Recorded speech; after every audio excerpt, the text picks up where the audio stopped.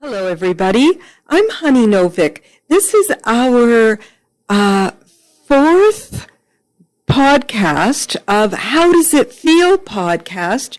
And today with me is Eric David. Eric is a multifaceted person.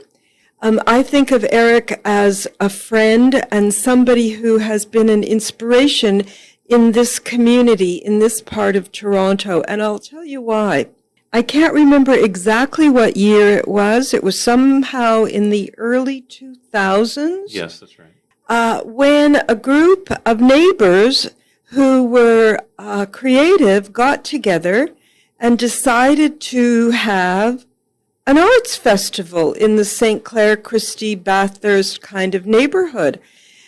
However, somebody in the neighborhood told me that there was a poetry event. Well, but I did know the person who organized it. And without naming names, that person was so unhappy that I went, I'm taking this over if I can. Well, as I said, that was in the early 2000s. I'm still doing what I call literarty. Every autumn, we do a mini poetry event in our neighborhood. And what better way than to build friendships, to build community, to get ideas. And it all started with this wonderful person, Eric David. So this is Eric. Thanks so much, honey. You're welcome. So how did you get that idea to start that art walk? Well, the neighborhood was in a transition, and I felt that people weren't really being given the opportunity to connect with neighbors and to connect with each other. And I felt that art was not just visual arts, but literary arts, performance arts. So when Ben DeCuna and I started to talk about the idea and think about a festival, the purpose was to not only celebrate the creativity in the community, but also to bring the community out to meet each other. And I think largely we were successful. We got the businesses engaged. We got St. Matt's as a core tenant to be able to show what was happening in the neighborhood engaged.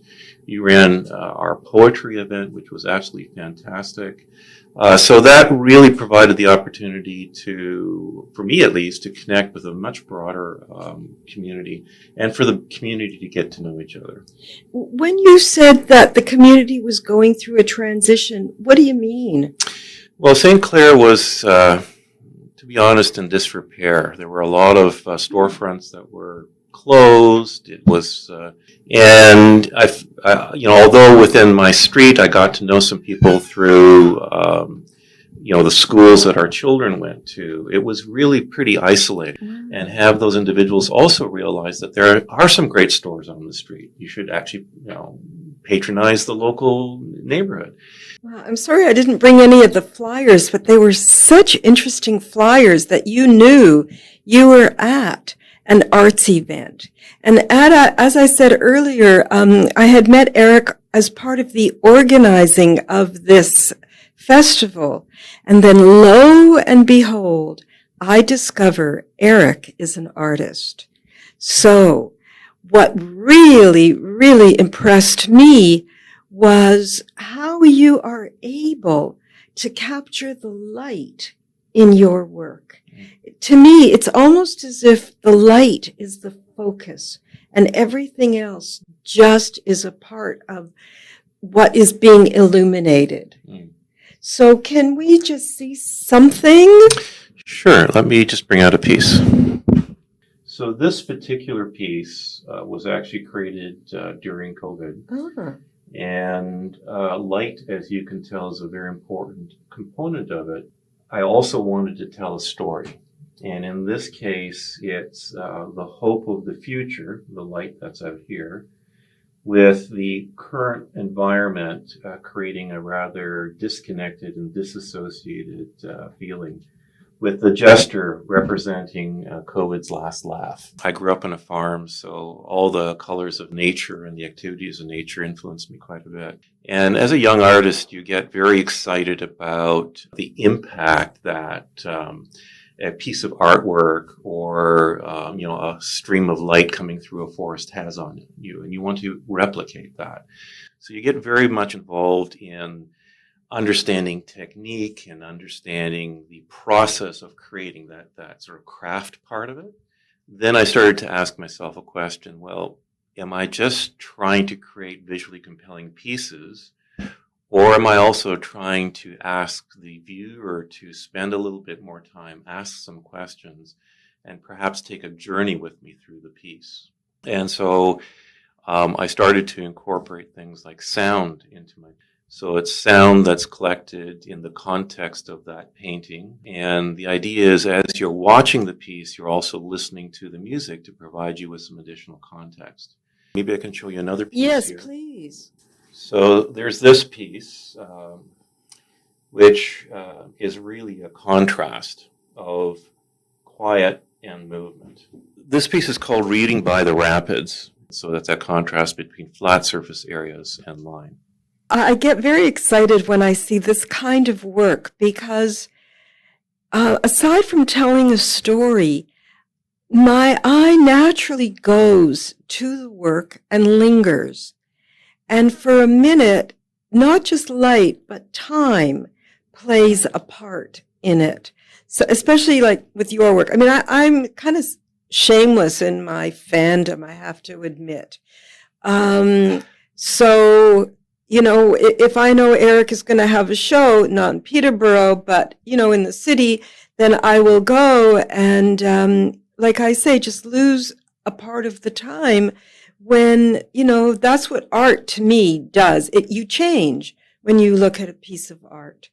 And it's also, for me, a wonderful opportunity to say thank you because of you and how you visualize not just the art, but the neighborhood and the neighbors within the neighborhood, that I've been given truly this opportunity. Some people say that it's not challenging enough. Do you ever get that criticism? Or no, are you spoiled in that you get compliments all the time? I wouldn't say I get compliments all the time. I think every artist goes through periods where they question the validity of what they're doing and whether or not what you're creating actually has an impact. Like every artist, I've submitted pieces to a show that were rejected, and then the following year I've submitted the piece and it's won an award. So there's a degree of subjectivity to it, but there's also, as you mature, you kind of realize that maybe your message is not for everyone. There is a message that will resonate with individuals, and with other individuals, there are different pieces of art, or maybe not art at all. I mean, they're motivated by other things that give them joy, and therefore you shouldn't feel upset that maybe your piece didn't resonate at that point. Okay, so art and the art you do isn't your main job, right? Like you have another occupation. Yeah, for 30 years I worked in information technology. I ran a company that provided solutions to government. And so technology is very comfortable for me, and I use it now in my art as well. When I create a piece, typically I will work in Photoshop first to work out some ideas. I sometimes create these sound pieces, or I create a video piece that might be an accompanying part of the static painting. So it's part of that creative process. And I'm just fortunate that with my background, I'm able to incorporate and be comfortable with the technology. Not all artists are. But if you take a look at arts through history, they've often pushed the boundaries or the envelopes or tried new things where maybe it's been non-traditional. And right now we're going through this tremendous transition with AI, and people are wondering, is this real? Will this take over the artist's work? Just like photography created a tremendous stress and schism when it was introduced in the early 1900s, late 1800s. because artists then said, well, jeepers, if it can reproduce an image that well, why am I doing representational work? So it all went non-representational as a way of differentiating from the very representational capability of photography. Well, I think we're going to see the same kind of transition with AI, where we'll start to embrace its use, but it will also create, for a period of time, quite a disconnect and potentially some threats as well. That's really interesting. I had no idea that photography was a threat in its early days. It really was, because if you were a very representational artist and your job was to replicate the world around you, and someone can take a camera and press a button and within seconds do the same work, you feel threatened, and as does the value of your work. Why would I pay all of this money for a visual artist to actually create this piece when I can ask a photographer for a tenth of the price, let's say, to create a replication of me as a portrait or something like that? And how do you see AI being both beneficial and non-beneficial? Well, it's still an area that I'm exploring. So it's a way of maybe generating imagery or manipulating imagery that will spur new ways of thinking and creativity. But from a threat perspective, there's a whole range of artists that have a career creating art for corporations. Could you imagine just typing into a line, I want a model of a certain weight, size, build, skin color? I mean, it's already happened. No, I believe it. I just going, oh no, not another way of dehumanizing our culture. So we're in a difficult transition right now. Can we see another piece? Sure. One of the things that really impressed me in all these years of this working relationship is the positivity, the optimism in this man, and that's what translates as well as part of the language that he shares with all of us. So this piece is called Gold Hill. It's in northern part of England. The intent of that piece is really, again, to take a look at the contrast between the houses, which are almost huddling together in the gold, and the winterscape that's around them. So there's that interplay of warm and cool colors. The houses, as they're cuddled and huddled together, are almost trying to push off the cold that's around them. And then the way the windows are depicted are an allusion to who's inside. Are there people that are warming themselves from the cold, or is there no one in that house? So hopefully the viewer has a bit of a dialogue with the piece as they're looking at it. It was also voted as a People's Choice Award recently at a show a year ago. Not surprising, but why those houses in the north of England? I think it's compelling from the perspective of how they're huddled together. You don't really see that kind of scenery here in Canada very much. Okay. Also on a hill coming down, perhaps in Newfoundland and St. John's, you'll see a little bit of it. But I've traveled in northern England. It's areas that I love because of the rolling hills. And to me, it spoke to me visually, and then it also helped me tell the story. Wow, thank you. And is there anything else in that bag? I hope you're enjoying watching us as much as I am enjoying being here, doing this. I find it really, as I said, optimistic, inspirational, and lending itself to a conversation, not just with others, but within myself. I hope that you find when you see this that you'll be as interested as I seem to be. Okay, this is a piece called One Bicycle, and it's a rider within the neighborhood, but it's part of an In Transit series. So the In Transit series is designed to look at our journey from here to there and some of the challenges in getting from here to there.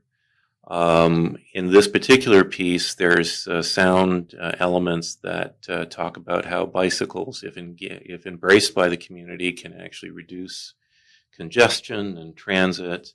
So it incorporates a bit of a news interview with some other street sounds actually collected right around St. Matt's here. And is designed to, again, make the user think a little bit and question, like, what's going on? Where's that person going? What's their destination? What's my destination? Why is there only a portion of the building shown? What's in that building that's over there? What's in their bag potentially? Wow. You brought up, how can I say this, a trigger point. I'm a driver. I'm a driver just because I like my freedom, my safety, and my comfort. So when I hear stuff about, the bicyclists giving something to the neighborhood, I think of High Park, and this is my issue, that cars are not allowed to go into High Park the way we used to be. We can only go in at certain points at certain times of the week, which means to me that there could be a war on against the aged and the disabled who can't go in when it's convenient. So I'm just saying that as a trigger point. Well, it's a fair point. There are transit options. Obviously, we want more transit options, but one of the challenges I think every city has is being able to move people around effectively. And one of the things that we've ignored in the past is making cities walkable. This is very fortunately a walkable neighborhood, but also providing alternatives such as a safe space for bicycles to move and an effective way for cars to also get to their destination and park. I think in the past, perhaps we've been too perhaps car-oriented, and we need to invest more in public transit to allow people to move us around. So this series is, in some ways, a conversation starter. There's different pieces in that series that look at different aspects of transit. The other series, the Rendezvous series, again, is a sight and sound, the meeting of those two. And there's a piece at the Don Valley Art Club show at the Riverdale Hub Gallery right now that won one of its top prizes. But it's also a piece that has a digital sound sculpture associated with it. And then you can listen to this woman concerned about her son. Where's the son? Where are you now? Where are you going? And the piece is composed in such a manner as to make you feel uncomfortable as the person is uncomfortable in the piece, the way it's composed. I've actually seen it, but only on Facebook, I have to say. Yeah, I didn't get that from that. I just thought here was this woman on a phone or something like that was just having a conversation, and the main focus was her. So that's interesting, because from everything I've seen of your work, it's always so positive and so, forthcoming. So to hear you say that there's a bit of tension, it's, it's interesting to me to have that contrast, and interesting enough to ask you, what's your personal philosophy? With respect to anything, how you live your life. Well, I think, each day is a blessing. But one of the things that, if I can turn that philosophy into a kind of a visual arts comment, one of the things I try to do is to observe and to celebrate the little things. We run past things every day, and we don't spend time to listen and to observe. A great case in point, I was in Algonquin last year doing some hiking and some photography, and I found this wonderful tiny little stream, and I was taking some photos. And as I was enjoying the park and enjoying this moment, there was a family coming by, and the teenagers complaining, there's a lack of vistas, there's a lack of exciting things to see, there's a lack of things to do. Whereas all they really needed to do is step back, stop, look, and listen. And that's one of the things I try to do every day, sort of step back, stop, look, and listen. I'm speechless. So I'm just going to end this unless there's something else that you would like to add. I'd really like to say that you've been an inspiration as well. How so? Your positivity, your ability to connect and to reach Stick people. around. You don't see underneath. So it's been a tremendous journey with you over these years. And again, I've really enjoyed your friendship. Thank you. Before I start crying on camera, I'm just going to say thank you, everybody, for joining us. This has been, for me, a profoundly wonderful experience. Thank you for joining us.